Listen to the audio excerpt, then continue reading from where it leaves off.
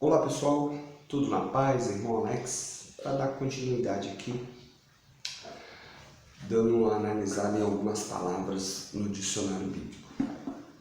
A palavrinha de hoje é uma palavrinha bastante interessante. Ela é citada muitas vezes no Antigo Testamento, na Bíblia hebraica, e também no Novo Testamento. Era algo muito importante para o povo de Israel. E essa palavrinha é primogênito. Primogênito, beleza? Se por acaso você ainda não recebeu os vídeos, os áudios e quer receber, manda um oi para o 619 91 19 24 21, irmão Alex. Eu oriento depois vocês lerem, quando estiver ouvindo, ver as referências que é importante para você compreender o conteúdo, ok? Vamos lá. Primogênito, no dicionário bíblico. Numa família poligama, primogênito pode significar tanto o primogênito do pai, quanto o primogênito de qualquer esposa em particular. A posição privilegiada do primogênito do pai era garantida por lei. Em Deuteronômio 21, capítulo 21, verso 16 e 17, que proíbe ao pai preferi-lo ao primogênito da sua esposa favorita. Então a Torá já deixava ali claramente, com relação à garantia do primogênito. O primogênito sucedia ao pai como chefe da família e possuía autoridade patriarcal sobre seus irmãos e irmãs. Gênesis capítulo 27, verso 29 e 37. A ele também era atribuída uma bênção especial de seu pai. Gênesis capítulo 27, verso 36 ao verso 33 ao 36. As narrativas patriarcais, todavia, mostram alguns casos em que os direitos dos primogênitos foram transferidos a um filho mais novo. Então teve exceção. Jacó adquiriu, deixando aqui bem claro, e é bom a gente salientar isso, que na época de Jacó, o povo ainda não tinha a lei escrita. Então, por isso que isso aconteceu. Essas leis elas foram colocadas posteriormente, lá por Moisés. Então, Jacó, na época de Jacó, não tinha ainda a lei. Por isso que aconteceu algumas, vamos dizer, algumas exceções. Adquiriu os direitos dos primogênitos por engano, direitos que nunca lhe foram tomados. Jacó também mudou as posições de Efraim e Manassés. Gênesis 48, versos 17 e 20. Na bênção de Jacó, Gênesis 49, os direitos dos primogenitura são conferidos a Judá, efetivamente o quarto filho. Rubens foram amaldiçoados por seu incesto. Gênesis 49, verso 3. Simeão e Levi foram amaldiçoados por causa do seu crime contra os homens de Siquém. Gênesis 34. O primogênito era tido como primícia da masculinidade do pai.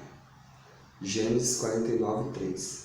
E pressupõe-se daí que ele fosse mais generosamente dotado de qualidades físicas e mentais do que os filhos mais novos. Esse é o que eles pensavam, Nem sempre era assim. O primogênito macho da mãe, fosse ele homem ou animal, pertencia ao Eterno. Êxodo capítulo 13, verso 2.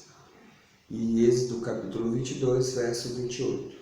Deuteronômio capítulo 15, verso 19. O animal seria sacrificado se fosse animal sacrificial. De outro modo, seria resgatado ou destruído. O homem primogênito era resgatado. Êxodo capítulo 34, verso 19 e 20. O preço foi estabelecido numa lei posterior, em 5 ciclos de prata. Números, capítulo 18, verso 15 e 17. Em outras concepções, ainda mais tarde e artificial, a tribo de Levi era resgatado pelo primogênito de todo Israel. Números, capítulo 3, verso 40 e 51. Não há evidência de que o sacrifício do filho primogênito tenha sido praticado em Israel. Aqui está dizendo que não há evidência do que o sacrifício do filho primogênito tenha sido praticado em Israel, exceto como uma aberração. Então, se você pesquisar, vai ter que o povo sacrificava crianças, Teve um certo período que sacrificava crianças, mas não era um sacrifício ao Eterno, era outros deuses. Infelizmente aconteceu. A motivação da oferenda do primogênito, Êxodo 13, verso 14 a 16, é a morte do primogênito no Egito durante o Êxodo. Esta talvez não seja uma interpretação posterior da prática. A concepção mais antiga provavelmente se baseia no fato de que os primogênitos eram sagrados para o Eterno, enquanto era o primogênito que abria o canal através do qual a vida fluía. A designação de primogênito não implica em filhos subsequentes. Lucas capítulo 2, verso 7. Cristo é chamado o primogênito de muitos irmãos, em Romanos capítulo 8, verso 29. Como fundador da igreja, quando fala assim, fundador da igreja, pessoal, é a igreja espiritual, não é a igreja física.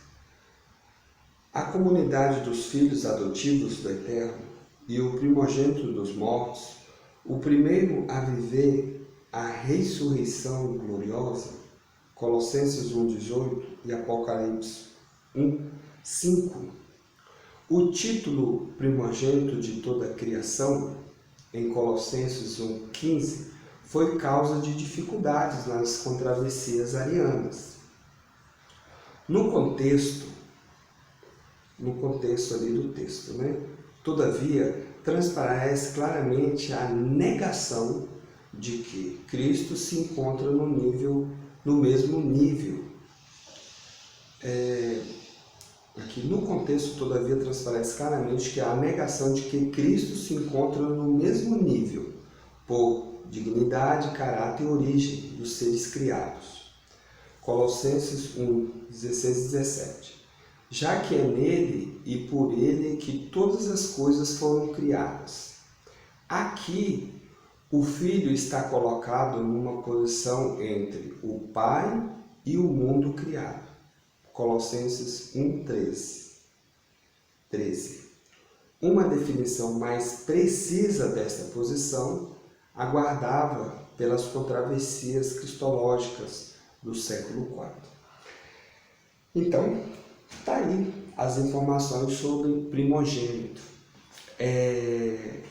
Interessante aqui no finalzinho, aqui, falando sobre Cristo, sobre o Messias.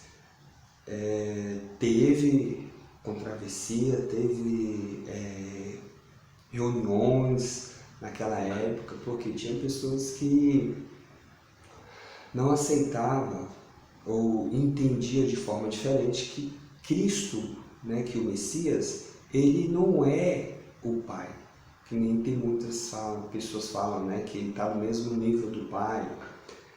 Então é um assunto bastante polêmico, depois nós podemos falar sobre isso. Mas eu, particularmente, vejo ele como um servo do Eterno que veio para que nós venhamos chegar até o Pai. Ele próprio falou assim: eu sou o caminho, eu sou o caminho, sou a verdade e a vida. Então ninguém vai ao Pai a não ser por mim. Então ele nos conduz, os ensinos dele, as doutrinas que ele ensinou para os apóstolos, nos conduz até o Pai. Beleza? Que o Eterno possa estar nos abençoando grandemente. Fique na paz. Um abraço.